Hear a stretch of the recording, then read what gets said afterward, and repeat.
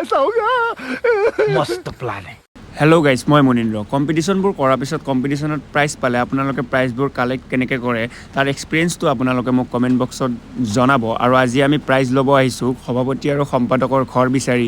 এই ভিডিঅ'টোত মই আৰু মোৰ ফ্ৰেণ্ড নিহাল বিচাৰি আমি আহি পালোঁ আমাৰ প্ৰগ্ৰেমৰ ছেক্ৰেটাৰী দাদাজনৰ ঘৰ। দাদা শুই আছিলে যিহেতু যোৱাকালি ফাংচন বহু দেৰিলৈকে চলিছিলে। আৰু আজি অলপ মনৰ কথা আপোনালোকৰ লগত শ্বেয়াৰ কৰিব বিচাৰিছোঁ। আমি যিখিনি ডান্স কম্পিটিশ্যন কৰি আছোঁ আমাৰ বহুতখিনি কষ্ট হয়। আমি স্কুটি লৈ ৰাতি বতাহ বৰষুণ আমি বহুত প্ৰব্লেম ফেচ কৰিবলগীয়া হয়। তাৰপিছত প্ৰাইজ পোৱাৰ পিছত আকৌ ছেক্ৰেটাৰী সভাপতি সম্পাদক এইবিলাকৰ ঘৰ বিচাৰি আমি প্ৰাইজবোৰ কালেক্ট কৰিব লাগে। আৰু যোৱাকালি আমি দুখন কম্পিটিশ্যন কৰিছিলোঁ, দুখনতে আমি প্ৰাইজ পালোঁ।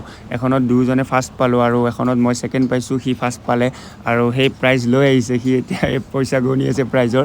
তো আমি ইয়াতে ৰৈ আছোঁ, আমাৰ দাদাজন এতিয়ালৈকে আহি পোৱা নাই। ফাইনেলি দাদাজন আহি পালে আৰু আমাক ধুনীয়াকৈ বহিব দি আমাৰ চাইনবোৰ কৰাই আমাক প্ৰাইজবোৰ গতাই দিলে।